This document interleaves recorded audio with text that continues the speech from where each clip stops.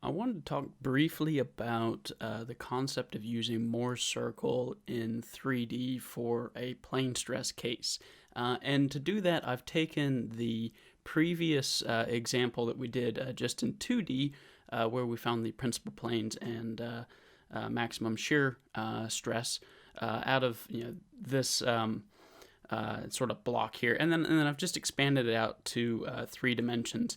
And you'll notice that still along the z-axis we have no applied stress, so we still have a plane stress situation here. So the question is, how do we draw a Mohr circle for this?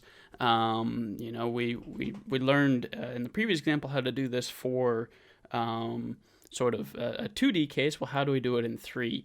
And the idea is really to think about it as 3 Mohr circles, each revolved around a principal axis. So I guess you go and draw 3 Mohr's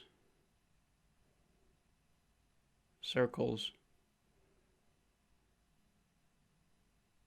around each principal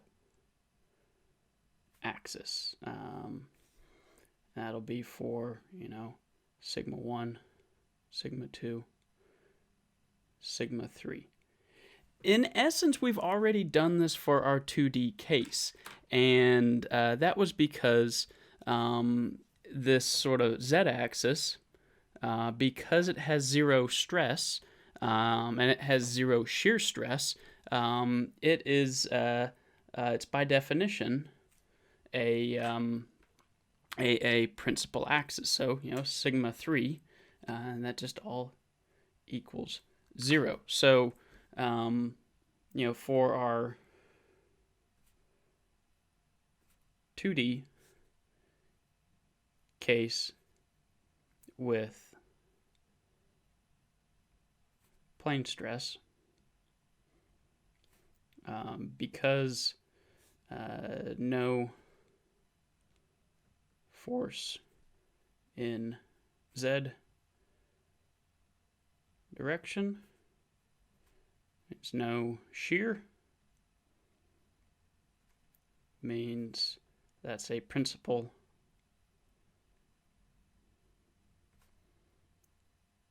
axis with sigma 3 equal to 0. And just remember that our principal axis is just by definition where we only have normal stresses, where we don't have shear stresses. So when we first came up with our Mohr circle and our principal axis for our 2D case, and I'll just draw that out really quickly.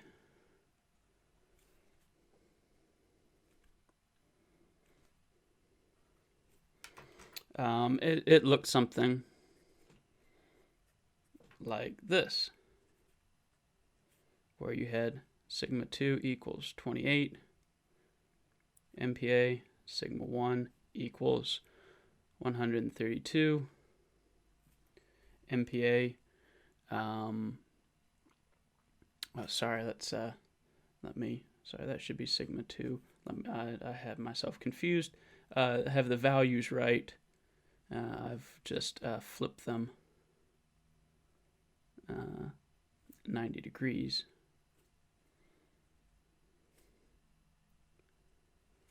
So this was for our x and y. And you can think about, we created this Mohr circle by spinning around the third principal axis, the sigma 3. So if we want to, and we'll just come here and we'll just sketch that up quickly. We won't go through how we found this because, well, we did that in our previous example. But we had a sigma 1, a sigma 2, and I'll do my best to try to freehand a circle here.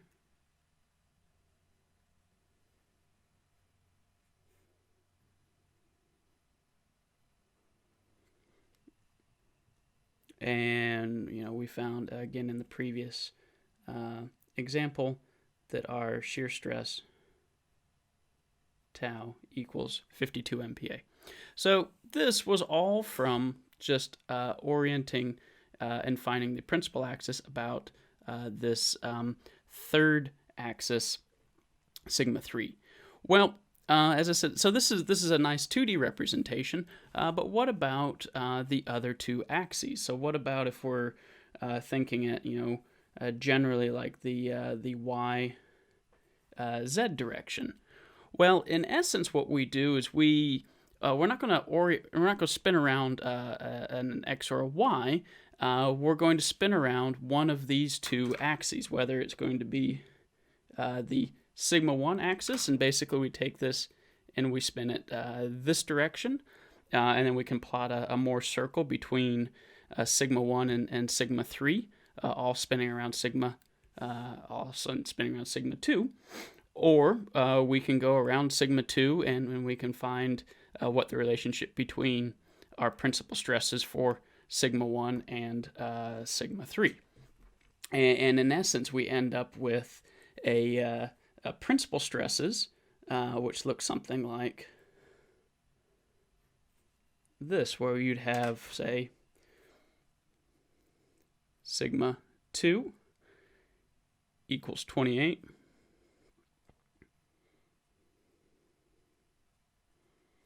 And sigma 3 equals 0, sigma equals 0.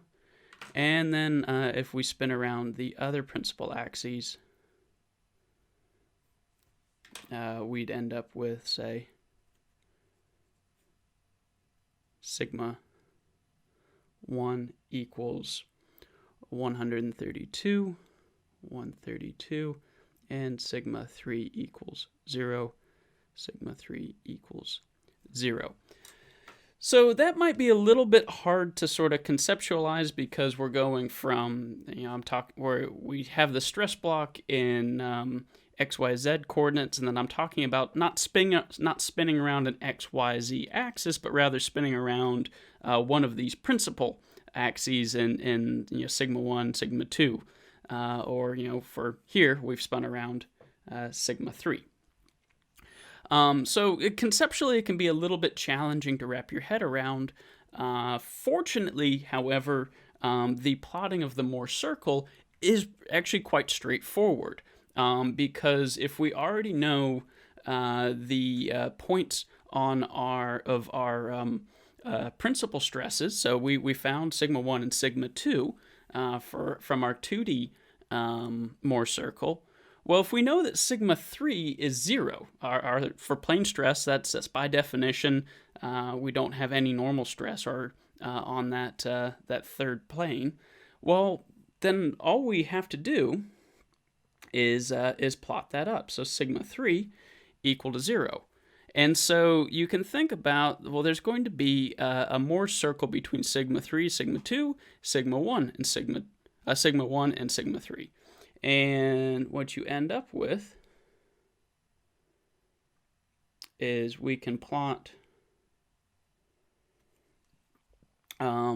this circle. So this one here, this Mohr circle, is really a rotation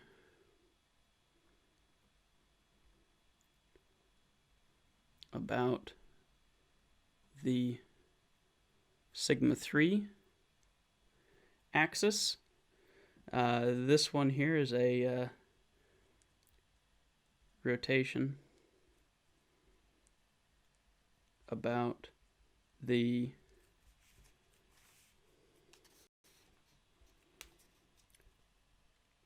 sigma 1 axis. And then there's this this third plane here where we've got this bigger Mohr circle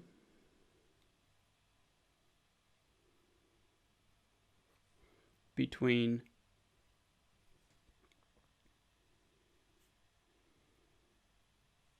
sigma 3 and sigma 2, which is really a rotation about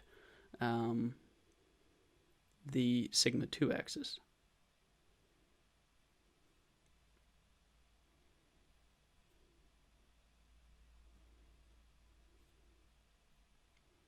Now, if that's confusing for you, that's all right. It's kind of a weird concept to get over.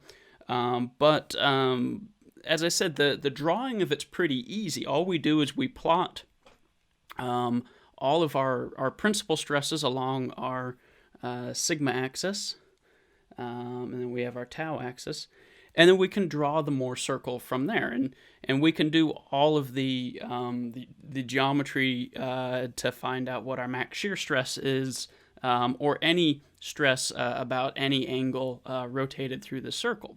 So one of the things that you'll notice is that, well, now that we have this sigma 3, this circle is much bigger than this original one that we had. And in fact, if we want to find what the value of tau max is, all we have to do, so let's just pull that little equation over here. We have tau max. Well, it's really just the radius of that big circle. And that radius is just going to be half the distance between sigma 1 and sigma 3. So that's the same as the average. So we have sigma 1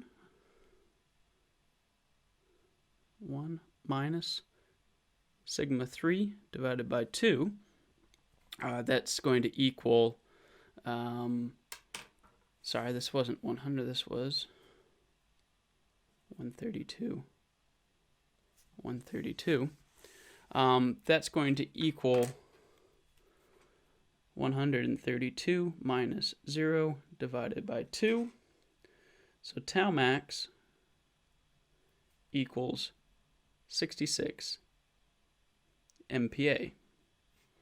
And this is actually kind of an interesting thing to note. It means that the max shear stress acting on this block isn't even coming from the XY plane. It's coming from some plane. It's coming from basically the sigma 2 axis, some shear which is coming in kind of at an angle like this. It's kind of hard to see in on the camera, but it's not coming in the sort of flat Cartesian coordinates there, and that's really interesting. And this is where the concept for failure criterions is going to really come into its own, where what we do is we look at the total stress state on a little block, and even if one of those sides has no stress on it, all we do is then we plot up all three of the Mohr circles based upon a rotation about each of the principal axes. To work that out with equations is quite tedious, but to do it with Mohr circle, it's pretty easy, because if we know all of the sigma 1, 2, and 3, well, then we can work out all of the circles for each of those. And then if we're within, and then this this biggest circle sort of shows us what our total, our largest forces would be applied there. So that's Mohr circle in 3D. Again, hopefully not too challenging conceptually. Maybe challenging conceptually, but in terms of application, should be pretty straightforward. And as I said, with each of these circles, we can do all of the sort of geometric calculations that we did with when we found this first Mohr circle. So with that's going to wrap Mohr circle, and the next thing that we're going to look at is some failure criterion.